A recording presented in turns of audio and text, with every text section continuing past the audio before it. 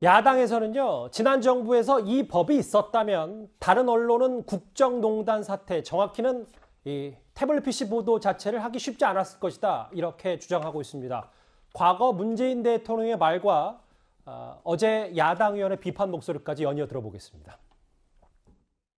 보도 내용이 사실하고 다르다 그래서 그에 대해서 명예훼손으로 검찰이 수사하고 또 기소한 것은 대단히 잘못됐다고 생각합니다.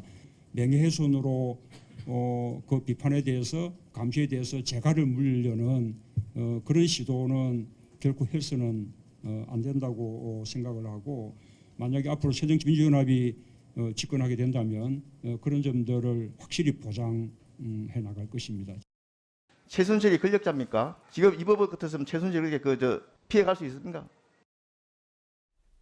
마지막 영상, 이 변호사님. 예. 그 야당에서는 만약에 이게 법이 있었다면 최순실 씨부터 그리고 최서원 씨부터 손해배상 청구를 했을 것이다. 이렇게 지적하고 있더라고요.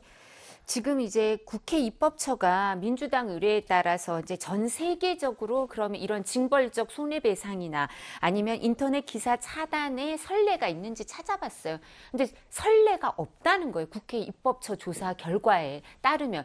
근데 왜 이 선례가 없는 징벌적 배상, 그다음에 이렇게 인터넷 기사 차단 이런 것까지 하는지. 그리고 지금 여러분이 말씀하신 것처럼 그 민주당에서 처음 이 언론대책특위에서 하려고 한 건 유튜브랑 1인 미디어에서 이제 가짜 뉴스나 이런 데 대해서 책임을 묻기가 어려우니까 거기에 대해서 피해 구제를 하기 위해서 이런 법을 좀 정비해야 된다 이런 얘기를 했다고 하는데요. 그건 이제 빠져 있는 거고 유튜브는요. 그리고 뿐만 아니라 이렇게 사람들이 오해할 수 있는 게 이런 부분에 대해서 법 체제를 정비해야 돼요. 왜냐하면 우리가 이게 법이 없는 게 아니고요. 민사에서도 손해배상 청구를 할 수 있는 법이 여러 가지가 있어요. 그리고 뿐만 아니라 이게 형사법으로도 처벌이 돼요. 사실적시에 의한 명예훼손, 허위사실 적시로 인한 명예훼손, 모욕죄, 출판물에 의한 명예훼손, 정보통신망법에 의한 명예훼손, 처벌되는 법조항이 엄청 많고요. 언론중재법이 또 여기에 대해서 규제를 하고 있거든요. 근데 기본적으로 대륙법계랑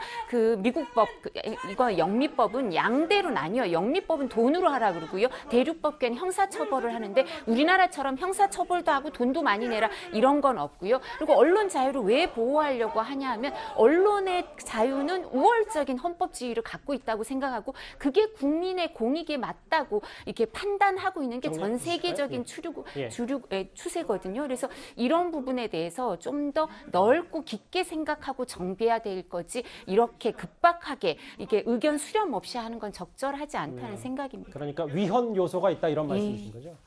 최 교수님, 그래서 야당에서는 이게 권력비리 수사 혹은 뭐 언론의 탐사보도 막으려고 하는 거 아니냐, 조국 지키기법이다 이렇게까지 얘기를 하고 있어요. 그러니까 이번에 수정을 이제 몇 번 했어요. 수정을 하면서 원래 나왔던 법안이 수정되면서 바뀐 부분이 뭐냐면 선출직 공무원이나 고위공직자나 대기업은 제소를 못하게 돼 있어요. 본인에 대한 기사가 나가도 이게 뭐 잘못됐다거나 아니면 이걸 언론중재위원회 제소를 못하도록 막아놨는데, 이제 문제는 뭐냐면 최순실 같은 사례예요. 최성원이로 이름을 바꿨는데, 그러니까 비선 실세가 만약 있다고 하면 이 부분을 막을 수는 없어요, 지금은. 그러니까 이 법으로는 고위공직자나 선출직 공무원이나 또는 대기업은 본인이 예를 들어서 피해를 당했다고 생각해 제소를 못하게 막아놨거든요. 왜냐하면 거기는 감시하고 견제할 대상이에요. 그러니까 권력기관이니까, 경제 권력이든 정치 권력이든. 근데 문제는 그런 사람들은 막을 수 있는데, 이제 만약에 그걸 공직을 맡지 않고 있지만 뭔가 나쁜 짓을 했을 때, 그게 이제 권력과 연관돼 있을 때, 이런 경우는 이런 사람은 개인 그냥 일반인이니까 그런 보도가 나왔을 때 본인에 대해서 그런 보도를 막아달라고 또는 그런 보도를 열람을 차단해달라고 제소를 할 수 있게 돼 있거든요. 이게 지금 맹점으로 나와 있는 부분이어서 그게 문제가 되는 것 같아요. 그러니까 일반적으로 우리가 고위공직자나 대기업은 비판하고 견제받아야 될 대상이니까 제소를 못하게 막아놨는데, 그 외에 알려지지 않고 드러나지 않은 사람이 만약 나쁜 짓을 했을 때 그런 부분을 막을 수 있는 것은 좀 어려운 부분이 있는 그런 맹점은 있습니다. 외신기자클럽에서도 언론 자유 심각하게 위축한다. 나라 밖에서도 우리의 입법 문제를 꽤 주의 깊게 보고 있는 것 같더라고요. 그렇습니다. 뭐 특히 세계신문협회 같은 경우에는 이 한국 정부가 이 비판적 토론을 억제하는 최악의 권위주의 정권이 될 것이다. 굉장히 이제 강도 높은 이 비판의 목소리를 쏟아내고 있는데요. 근데 이제 이 언론중재법이 왜 이렇게 논란이 되고 있는지를 좀 생각을 해보시면, 언론이라는 것이 뉴스를 만드는 그 정치권이나 아니면 그 관료 집단이나 아니면 이 경제계나 이런 곳에서 일어나고 있는 상황을 더 많은 국민들에게 전달하는 이 통로 역할을 하고 있거든요.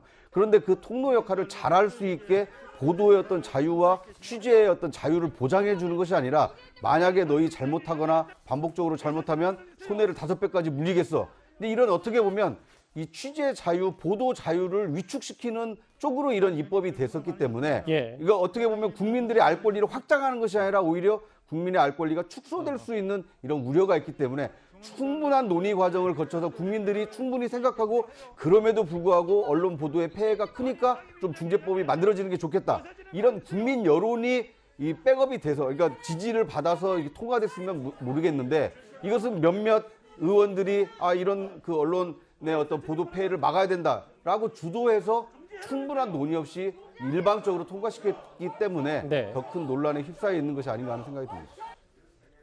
다음 주 본회의에서 통과까지는 그리 장애물은 없어 보입니다. 입법 폭주라는 이름까지 붙여 있는 여당의 입법 얘기 저희가 다음 주에도 잘 지켜보도록 하겠습니다.